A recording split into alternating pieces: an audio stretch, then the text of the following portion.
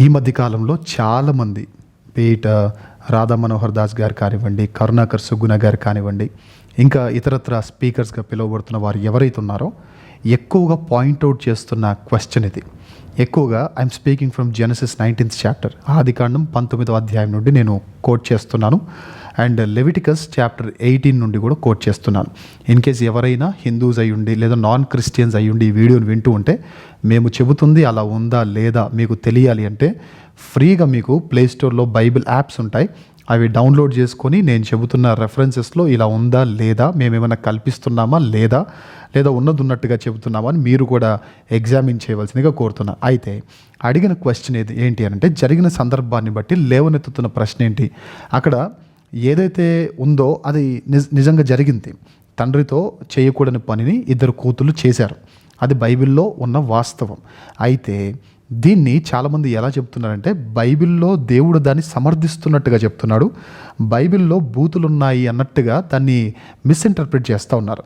ఇది ఎంతవరకు రైట్ అనంటే, ఫస్ట్ థింగ్ ఏంటి, ఆదికాండం 19వ అధ్యాయము 30 నుండి లేదా 26 నుండి మనం కిందకి చదువుకుంటూ చేస్తూ ఉంటే అక్కడ ఏముంటుంది, ఒక కూతురు తన చెల్లితో మాట్లాడుతూ, ఒక ఆవిడ తన చెల్లితో మాట్లాడుతూ, సర్వలోక మర్యాద చెప్పున మనం పోవుటకు ఈ లోకంలో ఏ పురుషుడు లేడు అని అంటుంది. ఏం జరుగుతుంది సందర్భంలో మనందరికీ తెలుసు, నోవా జలప్రలయం జరిగింది. అది వరల్డ్ వైడ్గా వచ్చిన జలప్రలయం. అయితే ఆ తర్వాత వచ్చిన నెక్స్ట్ అతిపెద్ద శిక్ష ఏంటంటే, ఆ టైంకి సొదొమ గొమొర్రా నాశనం.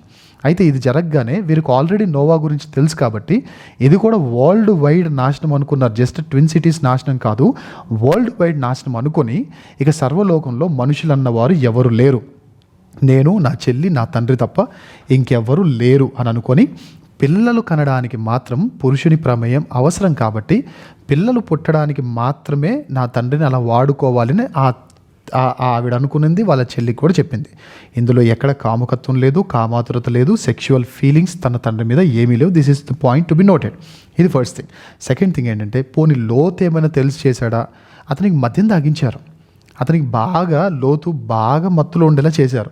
ఏంటి, మత్తులో ఉండి ఇలా చేస్తారంటే ఎందుకు చేయరు? ఎన్ని న్యూస్ మనం వినట్లేదు, మత్తులో ఉండి, తాగిన మత్తులో ఉండి చంపేసిన వారు లేరా, తాగిన మత్తులో ఉండి కూతురుతో అసభ్యంగా ప్రవర్తించిన వారు లేరా, తాగిన మత్తులో ఉండి ఎవరితో ఏం ప్రవర్తిస్తున్నామో ఎలా ప్రవర్తిస్తున్నామో తెలియకుండా ప్రవర్తించిన వారు లేరా, మళ్ళీ ఉదయం ఆ మత్తు దిగిపోగానే ఏంటి నేను ఇంత చేశానా అని ప్రశ్నించే వారు లేరా, ఉన్నారు. సో బైబిల్లో ఈ కూతుళ్ళు చేసింది తప్పే, 100% తప్పే. అండ్ తండ్రి అది కావాలని చేయలేదు, మత్తులో ఉండి చేశాడు. అయితే మెయిన్ క్వశ్చన్ ఏంటి అంటే, ఇది బైబిల్ సమర్థిస్తుందా అని ఎవరైనా అడిగితే వాళ్ళకి చెబుతున్న మాట, లేవియాకాండం 18వ అధ్యాయం 6 నుండి చదవండి. ఎలాంటి వారితో సెక్షువల్ రిలేషన్షిప్ ఉండకూడదో దేవుడు చాలా క్లియర్గా చెప్పాడు. అందులో తల్లితో కానీ, చెల్లితో కానీ, లేదా రక్త సంబంధికులతో కానీ ఎలాంటి సెక్షువల్ రిలేషన్షిప్ పెట్టుకోకూడదని దేవుడు బైబిల్లో క్లియర్ కట్గా చెప్పాడు. అయితే జరిగింది మరి ఏంటి, బైబిల్లో ఎందుకు రాయించాడు అని అడిగితే, బైబిల్లో ఉంది కాబట్టి చేయమని కాదు, బైబిల్లో జరిగింది చెప్పాడు, బైబిల్లో జరిగించమని చెప్పాలా, జరిగింది చెప్పాడు. పైగా జరిగిన దాన్ని సమర్థించలేదు కూడా దేవుడు. ఎలాంటి వారితో సెక్షువల్ రిలేషన్షిప్ పెట్టుకోవాలో దేవుడు చెప్పాడు.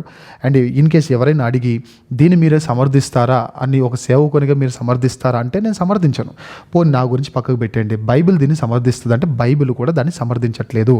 మరి ఎందుకు రాయించాడంటే, రాయించింది మనం చేయమని కాదు, మనం జరిగించమని కాదు, ఆల్రెడీ జరిగింది కాబట్టి జరిగిన దాన్ని దేవుడు దాచకుండా ఇలా ఉండకూడదని చెప్తున్నాడు. బెస్ట్ ఎగ్జాంపుల్ మీకు ఒక రెఫరెన్స్ పాయింట్గా ఇవ్వాలి, ఒక క్లాసిక్ ఎగ్జాంపుల్ ఇవ్వాలి అని అంటే, దిశ సందర్భం మనందరికీ తెలుసు. జరిగిన సందర్భం చాలా బాధాకరమైన సందర్భం.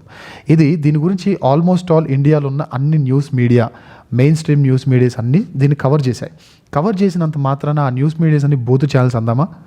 వారు ఇలా చేయమని చెప్పలా, ఇలా వచ్చి ఒక అమ్మాయి రోడ్డు మీద ఆగితే అమ్మాయిని రేప్ చేసి చంపేయమని చెప్పాలా, కానీ జరిగిందాన్ని చూపించారు. ఇక్కడ కూడా కూతుళ్ళు తండ్రి విషయంలో ఏమనుకున్నారో అది దేవుడు చూపించాడు తప్ప, ఇలా జరిగిందని చెప్పాడు తప్ప ఇలా జరిగించమని చెప్పలేదు. మరి ఎందుకు రాయించాడు? రోమీలకు రాసిన పత్రిక 15:4 అంటాడు, పూర్వము జరిగినవన్నీ ఎందుకు రాశానంటే ప్రస్తుతమందున మనకు బుద్ధి కలగడానికి రాయించాడు. సో దీన్ని బట్టి మనం అర్థం చేసుకోవాల్సింది ఏంటంటే బైబిల్లో బూతులు లేవు. బైబిల్లో తండ్రి కుమార్తెల మధ్యలో సెక్షువల్ రిలేషన్షిప్ని బైబిల్లో దేవుడు యాక్సెప్ట్ చేయట్లేదు. అండ్ లోతు కుమార్తెలు ఏదో కామాతురత్వంతో చేయలేదు, వారు ఒక అపార్థంలో ఉన్నారు, ఒక అజ్ఞానంలో ఉన్నారు. అండ్ లోతు కూడా కావాలని కూతుళ్ళతో సెక్షువల్ రిలేషన్షిప్ పెట్టుకోలేదు. ఆయన మత్తులో ఉన్నాడు, పాపం ఆయనకు తెలియదు, బ్లాక్అవుట్ స్టేట్లో ఉన్నాడు ఆయన. సో ఇలాంటి పరిస్థితులు జరుగుతాయంటే సైంటిఫికలీ ప్రూవెన్ అలాంటివి జరుగుతున్నాయి. మనం న్యూస్లో అనేకమైనవి చూస్తున్నాం. సో మరి ఇంతమంది చాలామంది బైబిల్లో ఇలా జరగవచ్చు అని చెబుతున్న మాటలు ఏంటి? నిజాలా, యథార్థాలు అంటే యథార్థాలు కాదు, కేవలం బైబిల్ మీద ద్వేషంతో కోపంతో చేస్తున్న అపార్థాలు మాత్రమే, అబండాలు మాత్రమే. సో నేను చెబుతున్న ఈ మాటలు ఉన్నవా లేవా అని అందరూ పరిశీలించండి. దేవుడు బైబిల్లో ఎక్కడా ఇలా చేయమని చెప్పలేదు, జరిగింది మాత్రమే చెప్పాడు. లోతు కావాలని చేయలేదు, మత్తులో ఉండి చేశాడు, తెలియకయే జరిగింది అది. అండ్ వీళ్ళు కూడా తండ్రితో ఏదో ఇలా చెయ్యాలనే ఉద్దేశంతో చేయలేదు. అయినప్పటికీ అది తప్పే, బైబిల్ కూడా దాన్ని సమర్థించట్లేదు.